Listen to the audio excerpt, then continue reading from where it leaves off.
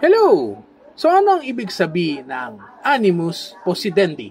So ang animus possidendi ay isang konsepto na ang ibig sabihin ay intent to possess. Importante itong element ng intent to possess sa mga kaso, usually mga criminal cases, na nag-i-involve ay ang intensyon na may hawak o may na meron siyang intensyon na hawakan or meron siyang intensyon na hawakan ng isang bagay. So, for example, sa illegal drugs, syempre, hindi naman ibig sabihin na nakita sa iyo ang posisyon ng isang drugs, meron kang intensyon, kailangan patunayan muna na meron kang intensyon na hawakan yung drugs na yun. Kasi kung example, talagang binibenta mo siya ng kontrabando, meron kang animus possidendi.